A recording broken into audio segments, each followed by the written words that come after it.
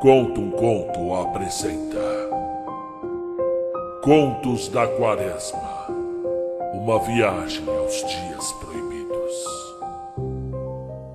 Olá, como você está? O conto que eu vou narrar hoje é do terror real, ou seja, aquele que pode ocorrer a qualquer hora, com qualquer pessoa, e ocorre, e quando ocorre, é horrível.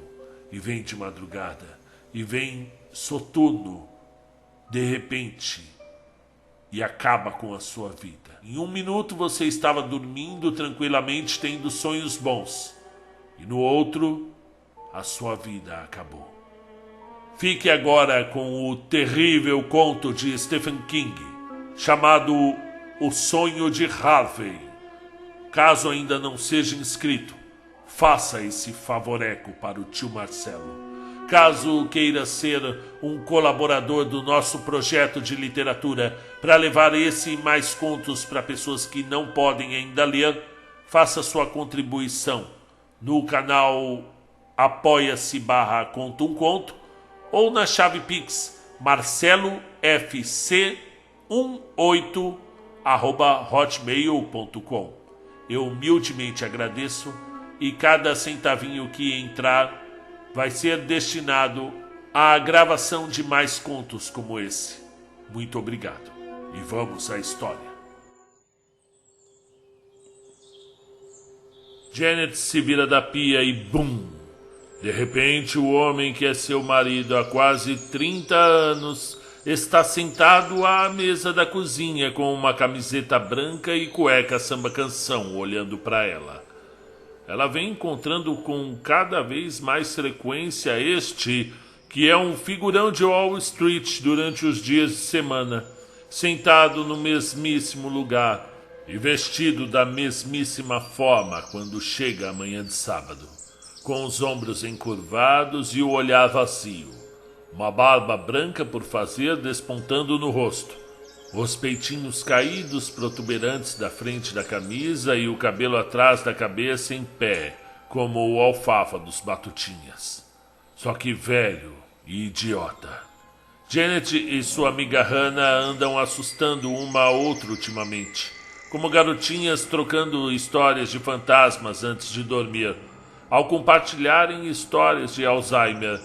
Quem não consegue mais reconhecer a própria mulher, quem já não consegue recordar o nome dos filhos. No entanto, ela não acredita de verdade que essas aparições silenciosas de sábado pela manhã tenham a ver com um início precoce de Alzheimer. Todos os dias de semana, Harvey Stevens está pronto e animado para sair às 6h45. Um homem de 60 anos que parece ter 50. Bem, uns 54, vai. Em qualquer um de seus ternos mais elegantes, e que ainda consegue encerrar um trade, comprar na margem e vender a descoberto com os melhores do ano. Não, pensa Janet, ele está apenas praticando ficar velho, e ela odeia isso. Tem medo de que, quando se aposentar, ele vá ficar assim todas as manhãs, pelo menos até ela lhe dar um copo de suco de laranja e perguntar, com uma impaciência crescente que não conseguirá evitar, se ele quer cereal ou só torradas. Tem medo de que vai se virar do que quer que esteja fazendo e topar com ele, sentado ali, em uma faixa de sol matinal brilhante demais. Harvey pela manhã. Harvey com sua camiseta e cueca samba-canção, as pernas abertas para ela poder ver a pequena saliência do seu saco, se estiver interessada, é claro. E os calos amarelos nos seus dedões, que sempre a faziam pensar no poeta Wallace Stevens discorrendo sobre o imperador do sorvete. Ali sentado, em silêncio, numa contemplação entorpecida, em vez de pronto e animado, se preparando para enfrentar o dia. Meu Deus, ela espera estar enganada. Isso, de alguma forma, faz a vida parecer tão esquálida, tão idiota. Ela não consegue deixar de se perguntar se foi para isso que eles lutaram, criaram e casaram suas 3 filhas, passaram pelo inevitável caso da meia-idade dele, trabalharam e às vezes, sejamos sinceros, se agarravam com unhas e dentes. Se era ali que você saía ao deixar para trás a floresta negra e profunda, pensa Janet, naquele estacionamento, então para que se dar ao trabalho? Mas a resposta era simples, porque você não sabia. Você se livrava da maioria das mentiras pelo caminho, mas se agarrava àquela que dizia que a vida importava. Mantinha um álbum de fotografias dedicado às suas filhas, e nele elas ainda eram jovens e interessadas em suas possibilidades. Trisha, a mais velha, usando uma cartola e brandindo uma varinha de papel alumínio sobre Tim, o Cocker Spaniel. Jenna, congelada no meio de um salto por cima do irrigador de jardim. Seu gosto por drogas, cartões de crédito e homens mais velhos ainda estava bem longe no horizonte. E Stephanie, a caçula, no campeonato de soletração do condado, onde a palavra Cantaloupe acabou mostrando ser seu Waterloo. Em algum lugar na maioria daquelas fotos, geralmente ao fundo, estavam Janet e o homem com o qual ela se casara, sempre sorrindo, como se fosse contra a lei fazer qualquer outra coisa. E então um dia você comete o erro de olhar por sobre o ombro e descobre que suas filhas cresceram e que o homem com o qual lutou para continuar casada está sentado ali, com as pernas abertas, aquelas pernas brancas feito barriga de peixe, olhando para uma faixa de sol e, por Deus, talvez ele até parecesse ter 54 em um dos seus ternos mais elegantes, mas sentado daquele jeito à mesa da cozinha, parecia ter 70. 70 é o cacete, 75. Parecia o que os mafiosos da família Soprano chamavam de palerma. Ela se vira de volta para a pia e espirra delicadamente, 1, 2, 3 vezes. Como estão elas hoje de manhã? Pergunta ele, referindo-se à sua sinusite, às suas alergias. A resposta é não muito bem, mas como o número surpreendente de coisas ruins, suas alergias de verão têm um lado bom. Ela não precisa dormir com ele e brigar pela sua parte das cobertas no meio da noite. Não precisa mais escutar os peidos abafados que ele soltava de vez em quando, mesmo ferrado no sono. Na maioria das noites de verão, ela consegue dormir 6 até 7 horas, o que é mais do que suficiente. Quando chega o outono e ele volta do quarto dos hóspedes, essas horas caem para 4, e a maior parte delas é de sono agitado. Vai chegar um ano, e ela sabe disso, em que ele não irá voltar. E embora não lhe diga isso, ele ficaria magoado. E ela ainda não gosta de magoá-lo. É isso que agora se passa por amor entre os dois. Pelo menos para Janet. Ela ficará feliz. Sim, ela ficará feliz com o ano em que ele não voltar para a cama, no outono. Ela suspira e enfia a mão na panela cheia de água dentro da pia. Tateia dentro dela.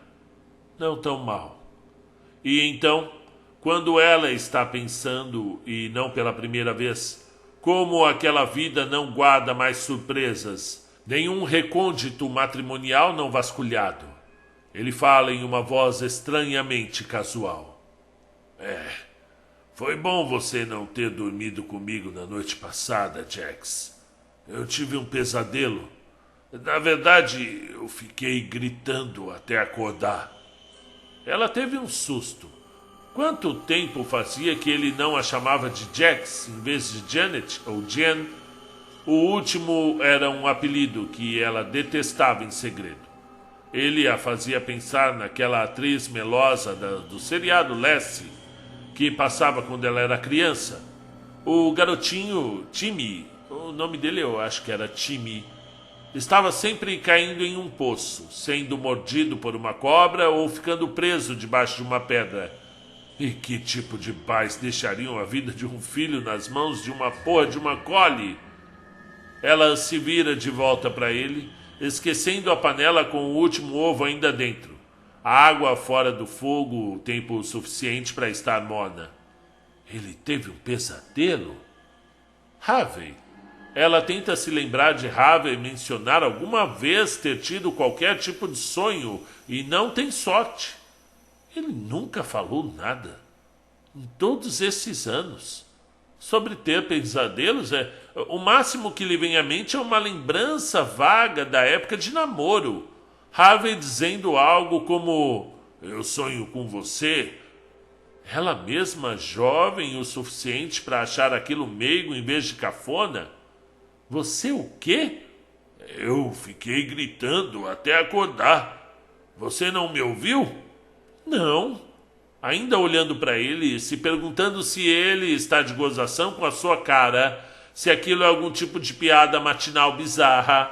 Mas Harvey não é de fazer piadas. Sua ideia de humor é contar histórias durante o jantar sobre a época em que serviu o exército. Janet já ouviu todas elas, pelo menos 100 vezes cada uma. Eu estava gritando palavras, mas não conseguia falá-las de verdade. Era tipo, sei lá, como se eu não conseguisse fechar a minha boca ao redor delas, das palavras. Parecia que eu tinha sofrido um derrame e a minha voz estava mais grave, nem parecia minha. Ele fez uma pausa. Eu me ouvi, então me obriguei a parar, mas estava tremendo todo e tive que acender a luz por um tempo. Tentei mijar, mas não consegui. Atualmente, parece que eu consigo mijar a qualquer momento, um pouquinho pelo menos. Mas não hoje de manhã às 2h47. Ele para de falar, sentado ali na sua faixa de sol. Ela consegue ver as partículas de poeira dançando nela. Parecem conferir uma auréola a ele. E como foi o sonho? O seu sonho? Pergunta ela, e eis que acontece uma coisa estranha. Pela primeira vez em talvez 5 anos, desde aquele dia em que eles ficaram acordados até a meia-noite discutindo se deveriam ficar ou não com as ações da Motorola ou vendê-las, acabaram vendendo-as. Está interessada, pela primeira vez, em algo que ele tem a dizer. Eu não sei se eu quero contar para você, diz ele soando estranhamente tímido. Ele se vira, apanha o moedor de pimenta e começa a jogá-lo de mão em mão. Dizem que se você contar seus sonhos, eles não se tornam realidade, diz ela. E eis que acontece a coisa estranha no 2. De repente, Harvey parece estar de fato ali, de uma maneira que ela não via há anos. Até sua sombra na parede em cima da torradeira parece estar de alguma forma mais ali. E ela pensa, ele parece algo de relevante. E por que isso? Porque logo quando eu estou pensando que a vida é esquálida, ela deveria, sei lá, parecer pesada desse jeito? Esta é uma manhã de verão no final de junho. Estamos em Connecticut. Quando chega junho, nós sempre estamos em Connecticut. Daqui a pouco, um de nós vai apanhar o jornal, que será dividido em 3 partes, como a galha. É mesmo? Ele reflete sobre a ideia. As sobrancelhas erguidas. Ela precisa apará-las de novo. Estão ficando com aquela aparência desgrenhada e ele nunca percebe. Quando, jogando o moedor de pimenta de uma mão para outra, e ela gostaria de pedir que ele parasse com aquilo, está deixando-a nervosa, como a escuridão gritante da sombra dele na parede, como as batidas do seu próprio coração que de repente começou a acelerar sem nenhum motivo, mas não quer distraí-lo do que quer que esteja passando na sua cabeça de manhã de sábado. E então ele larga o moedor de pimenta, o que deveria acabar com o problema, mas de alguma forma não acaba porque o moedor tem sua própria sombra. Ela se estende longa pela mesa como a sombra de uma peça de xadrez gigante. Até mesmo os farelos de torrada ali têm sombras. E ela não faz ideia de por que isso deveria assustá-la, mas assusta. É uma coisa simples. O marido teve um pesadelo. Ela pensa no gato risonho dizendo a Alice: "Somos todos loucos aqui." E de repente não quer mais ouvir o sonho idiota de Harvey, no qual ele gritou até acordar, e soava como um homem que tivesse sofrido um derrame. E de repente, não quer que a vida seja nada além de esquálida. Esquálida está de bom tamanho. Esquálida é bom. Não tem nada de errado em ser esquálida. Dê uma olhada nas atrizes de cinema se tiver alguma dúvida. Nada deve se anunciar, pensa ela de modo febril. Sim, febril, como era se estivesse sentindo um calor súbito, embora pudesse ter jurado que essa besteira toda tivesse acabado 2 ou 3 anos atrás. Nada deve se anunciar. É manhã de sábado e nada deve se anunciar.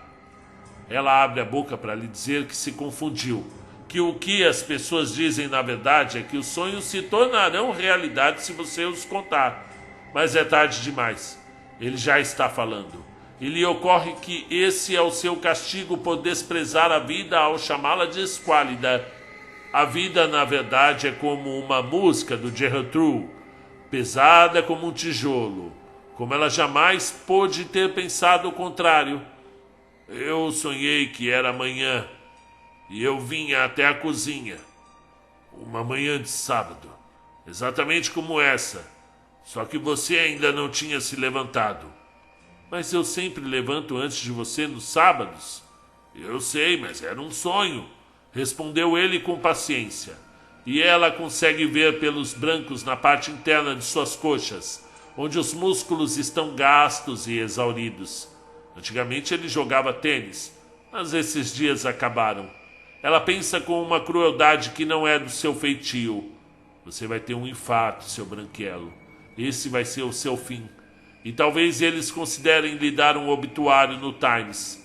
Mas se uma atriz de filme série B da década de 50 acabar morrendo no mesmo dia, ou uma bailarina mais ou menos famosa, nem isso você vai ter. Então, mas foi assim mesmo. Quero dizer, o sol estava entrando na cozinha. Ele ergue uma das mãos e agita as partículas de poeira no ar, enchendo-as de vida ao redor de sua cabeça. E ela tem vontade de gritar para ele não fazer isso. Eu conseguia ver minha sombra no chão. E ela nunca me pareceu tão brilhante e pesada. Ele faz uma pausa e depois sorri. E ela vê como os lábios dele estão rachados. Brilhante é uma palavra estranha para se descrever uma sombra, não é? Pesada também. Harvey, eu andei até a janela, olhei para fora e vi que havia um amassado na lateral do Volvo dos Friedman. E então soube de alguma forma que Frank tinha saído para beber e que o amassado tinha acontecido quando ele estava voltando para casa. De repente, ela tem a sensação de que vai desmaiar. Ela própria tinha visto o amassado na lateral do Volvo de Frank Friedman quando foi até a porta para ver se o jornal tinha chegado. Não tinha ainda. E pensado a mesma coisa, que Frank tinha ido até o Gold e batido de raspão em alguma coisa no estacionamento. Como será que ficou o outro carro? Foi exatamente o que ela pensou. A ideia de que Harvey também vira isso lhe passou pela cabeça, que ele estava de gozação com a cara dela por algum motivo estranho. Era certamente possível. O quarto de hóspedes em que ele dormia nas noites de verão dava para a rua. Só que Harvey não era do tipo de... Vocês sabem, esse tipo de homem. Ficar de gozação não é o barato de Harvey Stevens. Há suor nas suas bochechas, testa e pescoço. Ele consegue senti-lo. E seu coração está batendo cada vez mais rápido. Há uma clara sensação de ameaça. E por que isso está acontecendo agora? Logo agora, quando o mundo está sossegado e as perspectivas são tranquilas? Se eu pedir por isso, me desculpa, pensou ela. Ou talvez esteja risando, na verdade. Leve de volta, por favor. Leve de volta. Eu fui até a geladeira, continuou falando Harvey. Olhei dentro dela e vi um prato de ovos apimentados coberto com um pedaço de plástico filme. Eu fiquei maravilhado. Queria almoçar às 7 da manhã. Ele ri. Janet, ou melhor, Jax, baixa os olhos para a panela dentro da pia, para o ovo bem cozido que sobrou nela. Os outros tinham sido descascados e cortados em dois de forma impecável, as gemas retiradas com uma colher. Elas estão numa tigela ao lado do escorredor de pratos. Do lado da tigela está o pote de maionese. Ela pretendia servir os ovos apimentados para o almoço, junto com uma salada verde. Eu não quero ouvir o resto, diz Janet, mas em uma voz tão baixa que ela mesma mal consegue ouvir. Ela que havia atuado no Dramatics Club, agora mal conseguia projetar sua voz através da cozinha. Os músculos em seu peito pareciam estar todos bambos, da maneira que as pernas de Harvey ficariam se ele tentasse jogar tênis de novo.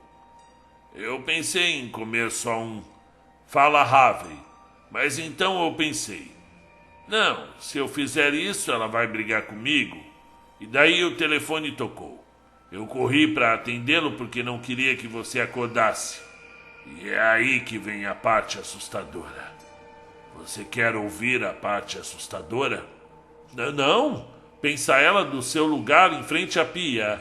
Eu não quero ouvir a parte assustadora, mas ao mesmo tempo ela quer. Todos querem ouvir a parte assustadora. Somos todos loucos aqui. E a sua mãe realmente dizia que se você contasse seus sonhos, eles não se tornariam realidade. O que significava que era preciso contar os pesadelos e guardar os bons sonhos para você, escondê-los como um dente debaixo do travesseiro. Eles têm 3 filhas. Uma delas vive naquela mesma rua, Jenna, divorciada, feliz, que tem o mesmo nome que uma das gêmeas Bush. E como ela odeia isso, hoje em dia faz questão de que as pessoas a chamem de Jen. 3 meninas, o que significou um monte de dentes debaixo de um monte de travesseiros e um monte de preocupações sobre estranhos oferecendo caronas e doces, o que, por sua vez, significou um monte de precauções. E... como ela esperava que sua mãe tivesse razão, que contar um pesadelo era como enfiar uma estaca no coração de um vampiro. Eu atendi ao telefone, diz Harvey. Era a Trisha. Trisha era mais velha, que costumava idolatrar Houdini e Blackstone antes de descobrir os garotos. A princípio ela só disse uma palavra. Só pai. Mas eu sabia que era a Trisha. Sabe essa coisa de sempre saber quem é? Sim, ela sabia essa coisa de sempre saber. Essa coisa de sempre reconhecer os que são seus, logo na primeira palavra. Pelo menos até eles crescerem e se tornarem de outra pessoa. E eu falei, oi Trish, por que você tá me ligando tão cedo, querida? Sua mãe ainda tá dormindo? Mas ela não respondeu de primeira. Eu achei que a ligação tinha caído. Então ouvi uns sussurros, uns gemidos. Não palavras, mas meias palavras. Como se ela estivesse tentando falar e não saísse quase nada porque não conseguia juntar forças ou recuperar o fôlego. E foi então que eu comecei a ficar com medo. Ora, mas então ele é bem devagar, não é? Porque Janet, que era a Jax na faculdade Sarah Lawrence, Jax no Dramatic Club, Jax que beijava de língua como ninguém, Jax que fumava de tens e fingia adorar shots de tequila. Já estava assustada há um bom tempo. Estava assustada, mesmo antes de Harvey mencionar o amassado na lateral do Volvo de Friedman. E pensar nisso faz com que ela pense na conversa que havia tido ao telefone com sua amiga Hannah há menos de uma semana. A que acabou progredindo para histórias de fantasmas com Alzheimer. Hannah na cidade. Janet encolhida no recosto da janela da sala de estar e olhando para o terreno de meio hectare que lhes competia em Westport, para todas aquelas coisas bonitas que cresciam e a faziam espirrar e enchiam seus olhos de lágrimas. E antes de partirem para o Alzheimer, elas tinham conversado sobre Lucy Friedman e depois sobre Frank. E qual das duas tinha mesmo falado? Qual das duas tinha falado: se ele não tomar uma atitude sobre essa coisa de beber e dirigir, vai acabar matando alguém? E foi então que Trish disse algo que pareceu Lisha ou Lísia, mas no sonho eu percebi que ela estava suprimindo.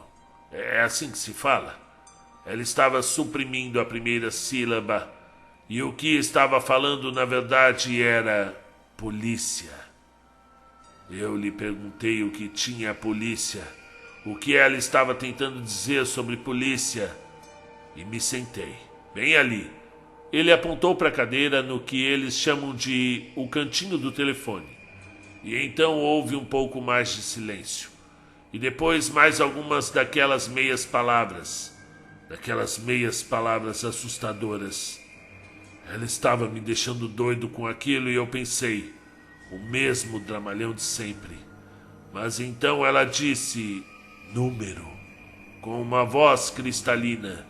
E eu soube, da mesma maneira que soube que ela estava tentando dizer polícia, que Trish estava tentando me dizer que a polícia tinha ligado para ela, porque não tinha o nosso número. Janet assente com a cabeça entorpecida. Eles decidiram tirar o número da lista 2 anos atrás, porque os repórteres não paravam de ligar para Henry por conta do escândalo da Aaron, geralmente na hora do jantar. Não porque ele tivesse alguma coisa a ver com a Aaron, mas porque aquelas grandes companhias energéticas eram mais ou menos uma especialidade sua.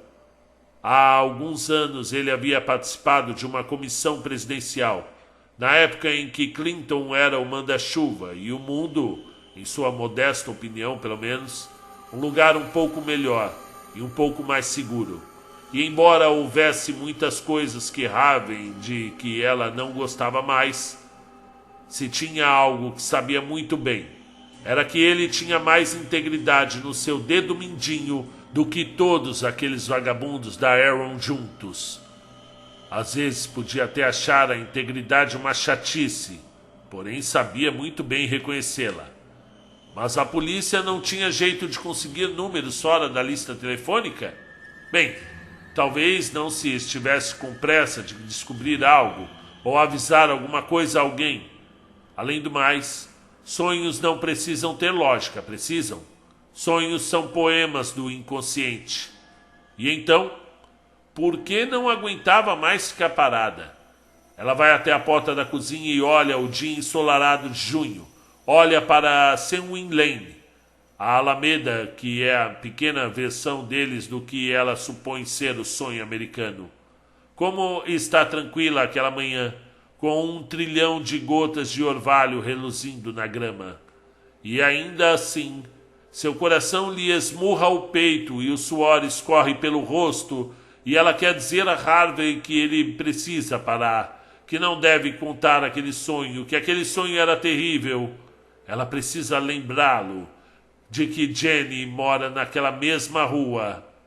Jen, melhor dizendo, de que Jen trabalha na Video Stop da cidade e passa mais tardes de fim de semana do que deveria, bebendo no Gord com sujeitos como Frank Friedman, que tem idade para ser seu pai, o que é sem dúvida parte da atração. Eu só ouvia aquele monte de meias palavras surradas, dizia Harvey, e nada dela falar para fora. E então escutei. Morreu. E soube que uma das meninas estava morta. Eu soube. Eu simplesmente soube.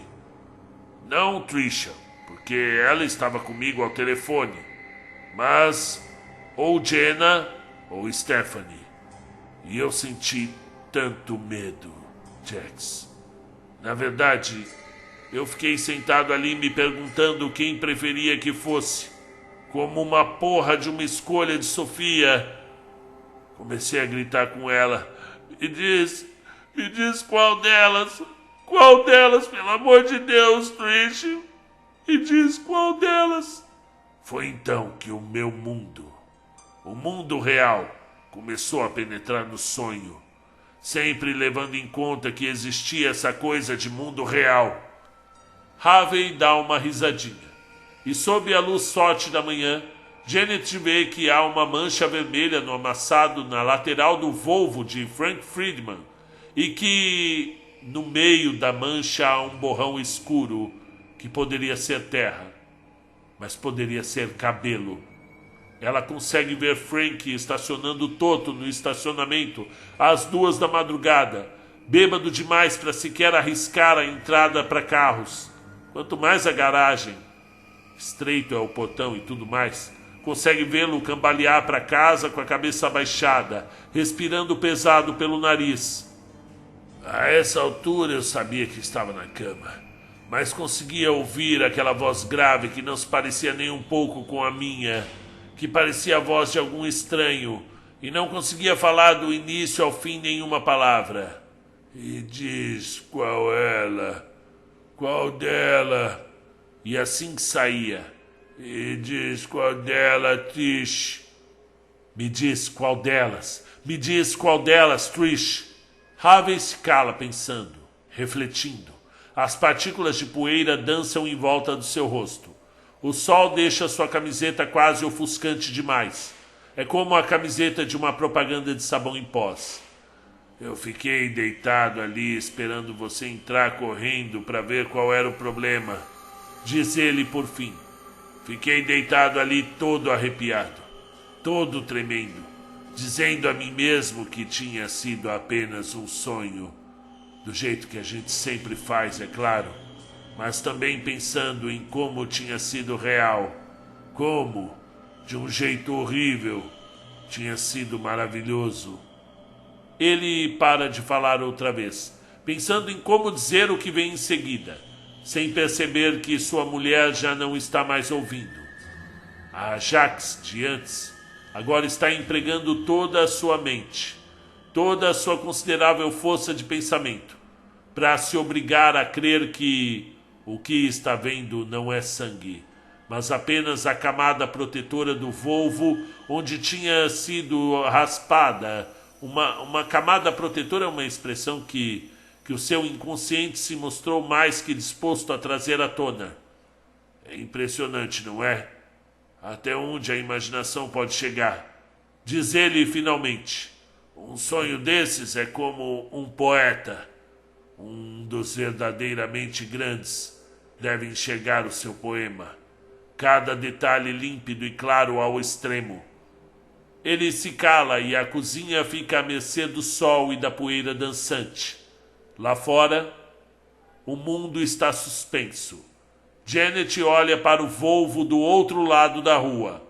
Ele parece pulsar em seus olhos, pesado como um tijolo. É quando o telefone toca. Aquela gritaria, se conseguisse arranjar fôlego, cobriria os ouvidos se pudesse erguer as mãos. Ela ouve Harvey se levantar e ir até o cantinho enquanto o telefone toca de novo. E então uma terceira vez. É engano, pensa ela. É engano, tem que ser, porque se você contar seus sonhos, eles não se tornam realidade. Harvey fala. Alô?